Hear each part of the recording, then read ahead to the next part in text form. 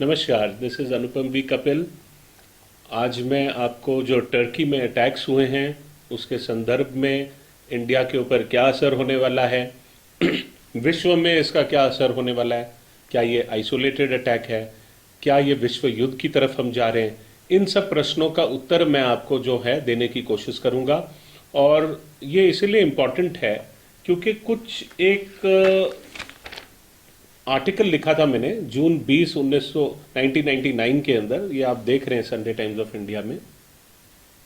इस आर्टिकल के अंदर, और ये हाईलाइटेड पोर्शंस हैं, जिसके अंदर हमने पूरा मेंशन किया है attack on New York, attack on Paris, attack on Turkey, Germany, फलाना फलाना।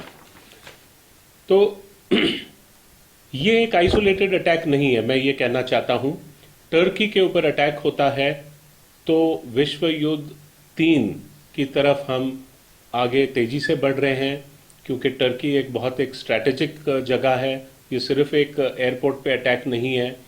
इसका जो नियत है आईएसआईएस का, टर्की को कंट्रोल करना है, जो कि पहले एक मॉडरेट इस्लामिक कंट्री थी, और काफ़ी रिफॉर्म्स होने के बाद में मुस्तफ़ा केमल पाशा ने जो रिफॉर्म्स किए, एक मॉडर्न स्टेट बना, नेटो अलाय बना।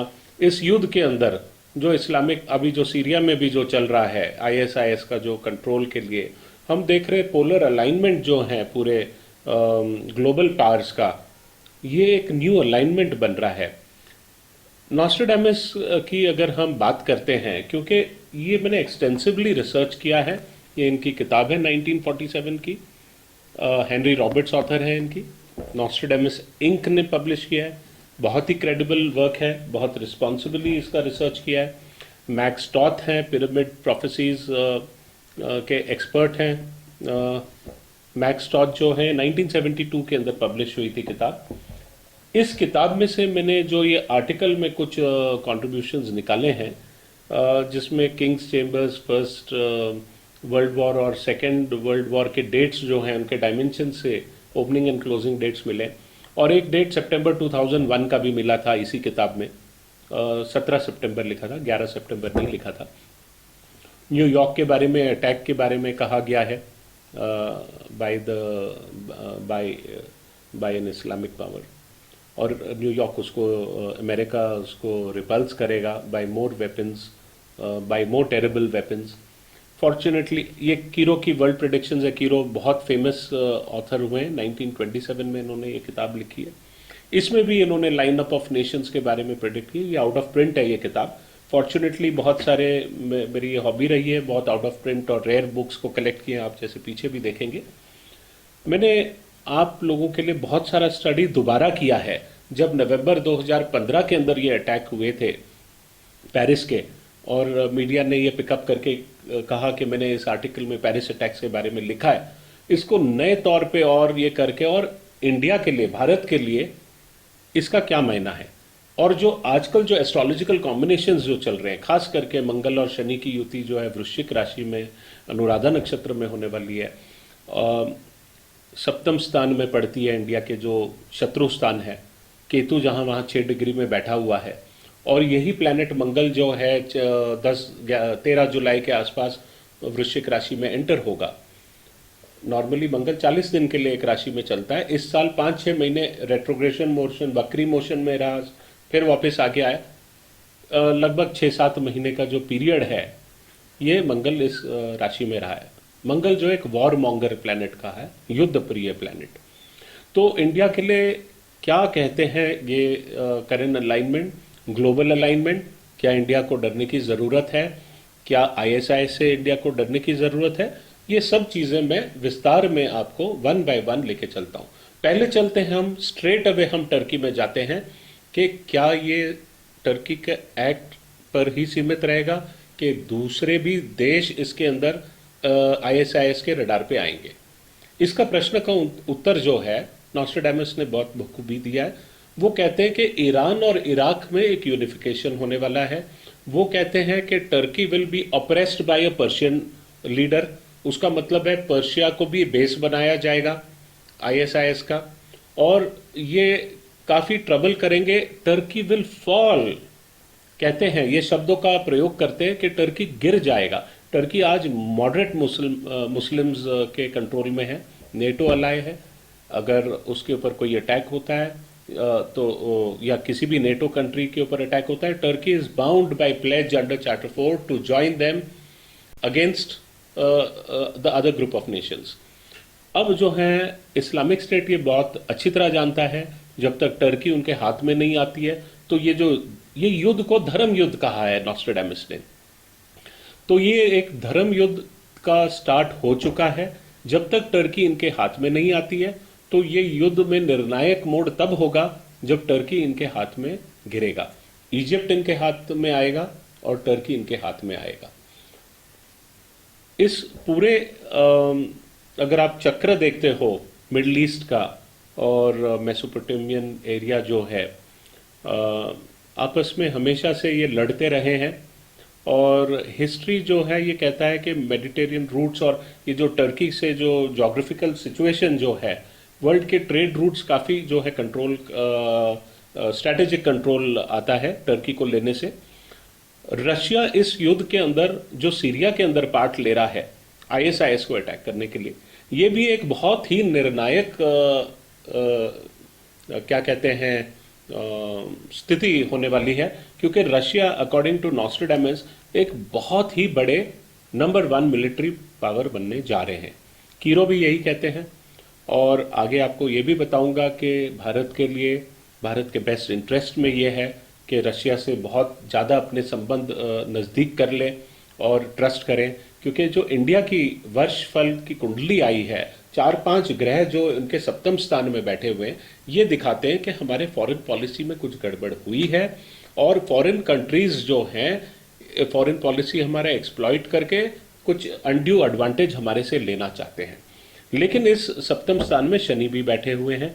शनि रिप्रेजेंट करते हैं रशिया को, the polar bear, it can not be written down.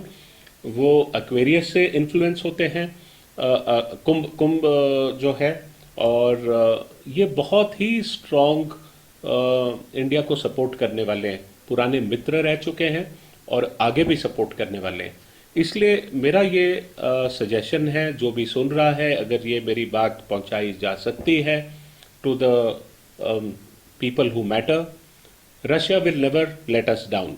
और आईएसआईएस का जो प्रॉब्लम इंडिया में होने वाला है, जैसे मैंने पहले ही IBN 7 पे भी कहा था और मैंने प्राइवेट वीडियोस में भी जो फेसबुक पे, यूट्यूब पे पब्लिश किया था, मैंने उस समय भी वार्न किया था कि हमारे प्रधानमंत्री जी को बिल्कुल भी कतई भी फ्रांस को या दूसरे यूनाइटेड नेशंस के जो joint effort on war against terror against ISIS जो हो रहा है उसमें पार्टिसिपेट नहीं करना है, नहीं तो आईएसआईएस इंडिया में भी आएगा।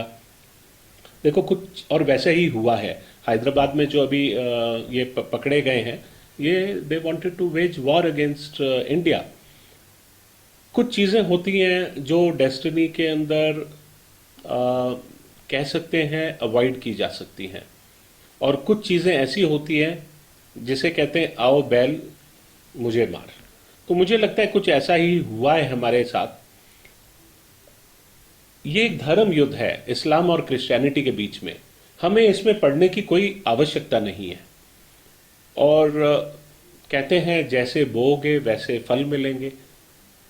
मैं इसमें डिटेल में नहीं जाना चाहता, कभी किसी और वक्त में एक्सप्लेन करूंगा कि कुछ वेस्ट ने भी जो इस्लामिक कंट्रीज के साथ जो बर्बरता की है, इनजस्टिस की है, आज उसका फल पूरे विश्व को भुगतना पड़ रहा है। जैसे जब अटैक इराक के ऊपर किया था यूएस ने, जब गल्फ वॉर हुआ था 91 में, उस समय भी मैंने जॉर्ज बुश को, जो प्रेसिडेंट थे अमेरिका को, चिट्ठी लिखी थी। मैंने कुरियर भेजा था कि आप बहुत बड़ा मिस्टेक कर रहे हैं, इससे पूरा, और मैंने डेट्स भी इंडिकेट किए थे। तो खैर जो चीज़ें होनी हैं, हम तो एक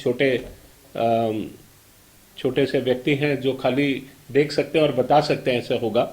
बट कभी कभी ऐसी चीज़ अगर किसी इम्पोर्टेंट लीडर के पास पहुंच जाती है तो डिसीशंस जो होते हैं नेशंस के, जो फेटिलिटी है, अवॉइड हो सकती है।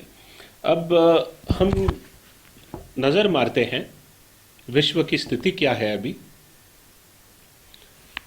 नॉस्ट्रेडामस कहते हैं कि टर्की जो है वापस से इटली के साथ किसी कंट्रोवर्सी के अंदर एम्ब्रॉयल होने वाले हैं। पहले विश्व युद्ध में भी ऐसा ही हुआ था, और अब भी ये हिस्टोरिकल फोर्सेस अलाइनमेंट इसी तरफ बढ़ा रहे हैं। इसमें कोई डाउट नहीं है, कोई संशय नहीं है, नॉस्ट्रेडामस कहते हैं कि मिलियंस ऑफ पीपल इस वॉर में इस्लामिक फंडामेंटलिस्ट के हाथ में आ जाएगा, और ये बहुत बड़ा झटका होगा पूरे सो कॉल्ड डेमोक्रेटिक नेशंस या वेस्ट का हो। ये एक निर्णायक मोड है टर्की के ऊपर अटैक करना। बहुत सारे मुसलमान और क्रिश्चियन कंट्रीज के बीच में बहुत सारे युद्ध होने वाले हैं, ऐसे नॉस्ट्रेडामस कहते हैं।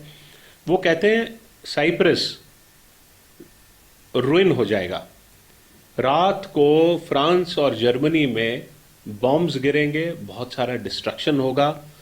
फ्रांस में एक इन्वेजन होगा, ईस्टर्न साइड से आएंगे लोग, इटली के रूट से आएंगे, और एयर, सी और स्नो, इन मतलब स्नो मतलब उस मौसम में आएंगे, उस अलग अलग डायरेक्शन से आएंगे, और फ्रांस के कई सारे टुकड़े होंगे, 12,000 से ज़्यादा जो हैं। और वो कहते हैं बहुत सिटीज़ जो हैं जिसके अंदर ज़्यादा नाश और डिस्ट्रक्शन होने वाला है, मैं सिटीज़ के नाम बता रहा हूँ आपको।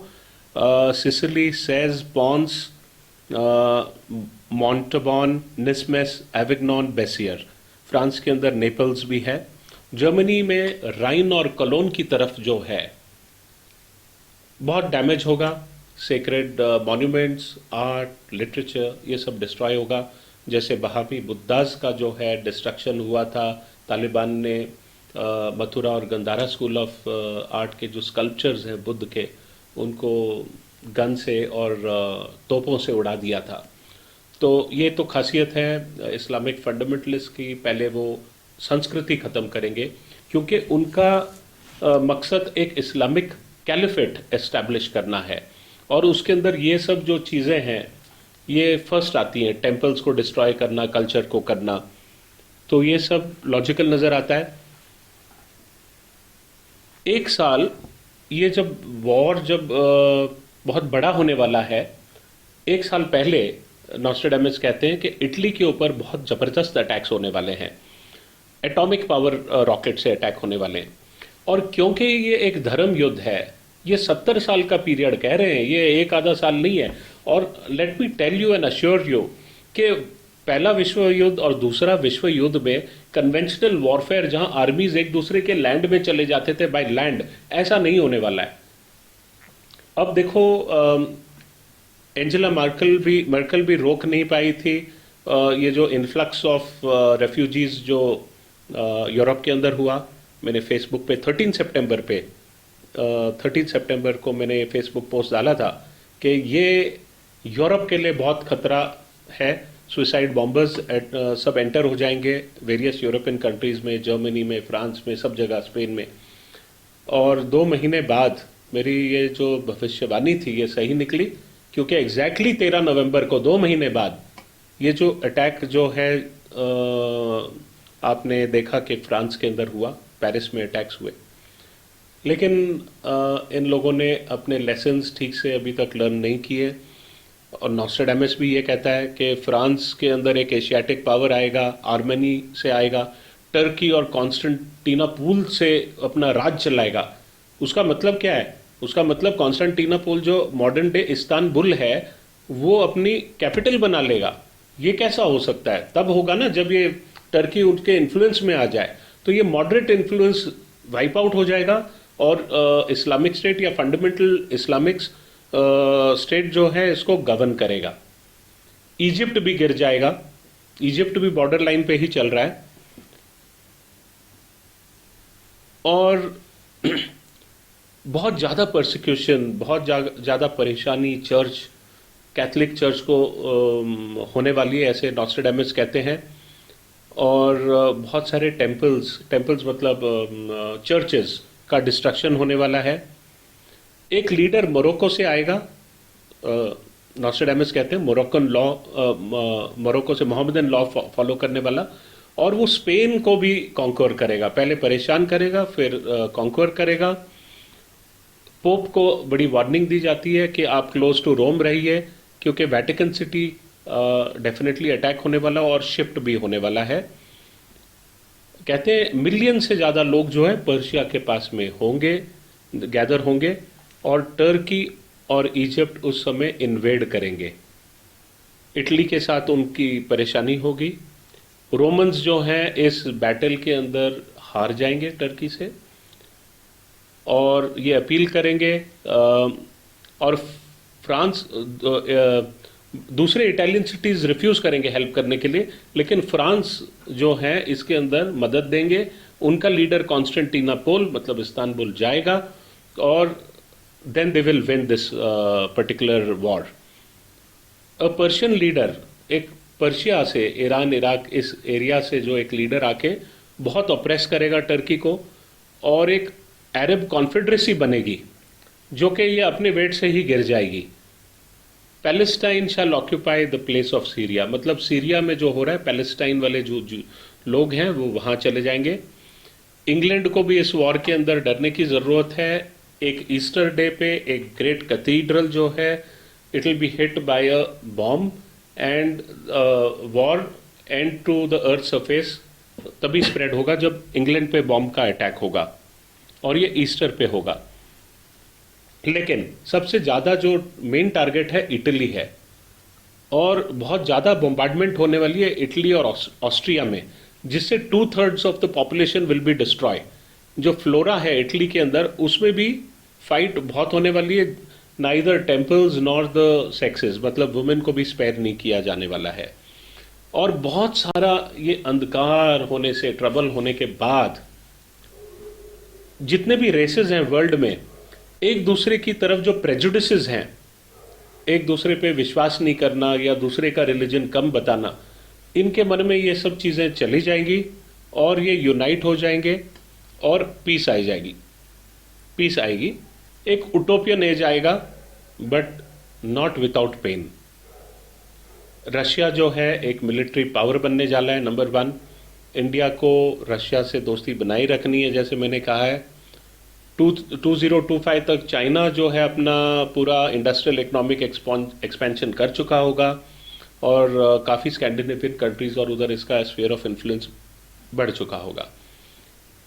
इंडिया के बारे में नॉस्ट्रेडामस ने खाली एक वर्स कही है, जिसके अंदर वो कहते हैं कि एक मूवमेंट यहाँ से स्प्रेड होगा साउथ एशिया से, much to the surprise of Christianity, Corinthians and एफिसियंस।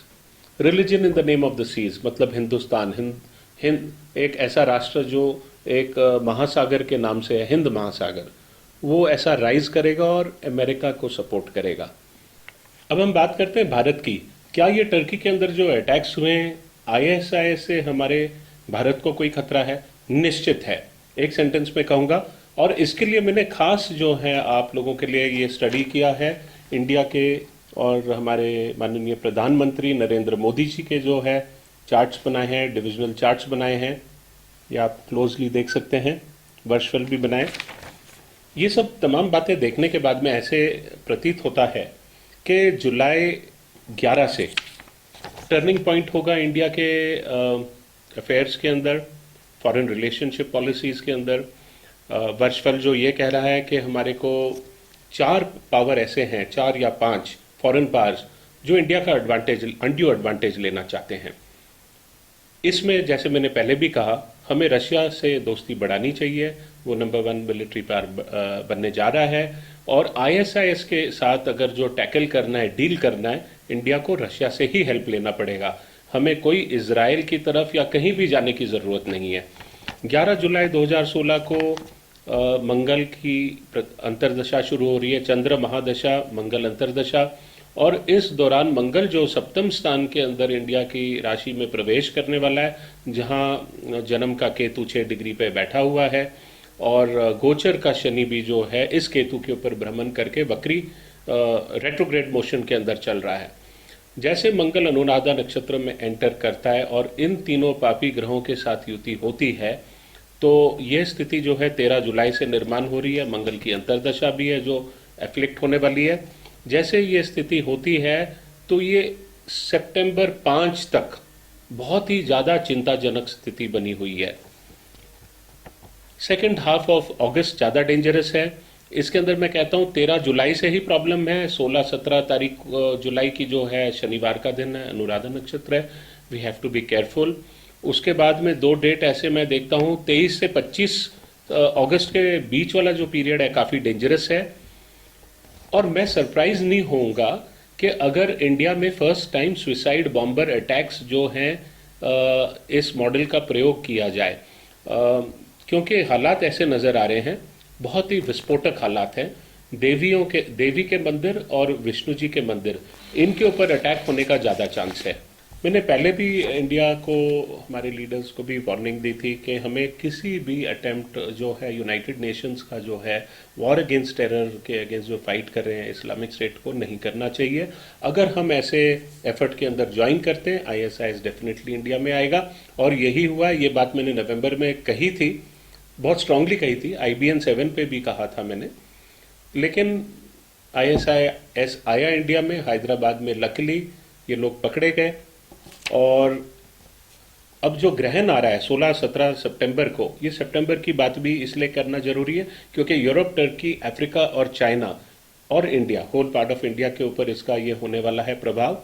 आगे का जो पीरियड है सितंबर के बाद, क्योंकि ये ग्रहण जो है भाद्रपद महीने में हो रहा है, ये पुरानी टर्मिनोलॉजी यूज कर रहा हूँ, कलिंगा मतलब ओडिशा, बंगाल, मगध, सौराष्ट्र, सौराष्ट्र मतलब महाराष्ट्र और गुजरात दोनों, सूरबी देश, दरद मतलब कश्मीर का इलाका जो गिलगिट रीजन है along the river, ancient river Sindhu and Indus, और आदिलाबाद तेलंगाना, नांदेड़, यवतमाल महाराष्ट्र के अंदर, ये एरिया के अंदर प्रॉब्लम नजर आता है।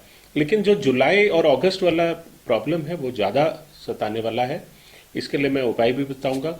प्रधानमंत्री नरेंद्र मोदी जी की कुंडली में वृश्चिक लगन जो है, उनकी भी जो अगर दशा अंतरदशा देखे, शनि की अंतरदशा चल रही है, और वृश्चिक लगन में चंद्रमा और मंगल हैं।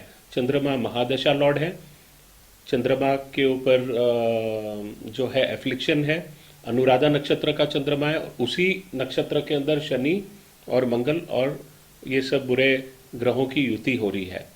तो मैं कहूँगा इनको अपने लाइफ के बारे में, सिक्योरिटी के बारे में जो है बहुत कड़ी तो है ही, प्रिकॉशन लेना चाहिए। और सौराष्ट्र और महाराष्ट्र वाला एरिया में ये जुलाई 13 से लेके सितंबर 5 तक ना जाए तो ये ज़्यादा अच्छा रहेगा। दो चीज़ हैं जो मैं हमारे माननीय प्रधानमंत्री जी को, जो हमारे शास्त्र कहते हैं, बृहद संहिता है, ये कहते हैं कि अगर ऐसा उपद्रव, वॉर जैसी सिचुएशन हो जाए, कंट्रोल नहीं हो रही है देश के अंदर, तो उन्होंने एक तो अगस्त तारा जो है 17 सितंबर को 5 से 6 बजे सुबह आएगा, उसको अग्रह देना है, उसमें पूरी विधि दी हुई है। तो वो जानते होंगे, उनके पास काफ़ी कॉम्पिटेंट लोग हैं, वो बता सकते हैं। और दूसरा पुष्य स्नान जो है, ये पुष्य स्नान के बारे में आपको ये किताब क्या कहती है, यदि देश में किसी प्रकार की उत्पात हो या उपद्रव आदि हो अथवा केतु आदि दिखलाई पड़े तो पुष्य स्नान करने से दुष्फल की प्राप्ति नहीं होती। जो पुष्य स्नान की ये पद्धति पूर्व काल में देवगुरु बृहस्पति ने देवराज इंद्र को बतलाई थी। ये स्नान करने से आयु वृद्धि के साथ साथ प्रजा व सुख सौभाग्य की भी वृद्धि होती है। सृष्टि में पुष्य स्नान से बढ़कर शांति का कोई अन्य उपाय नहीं है।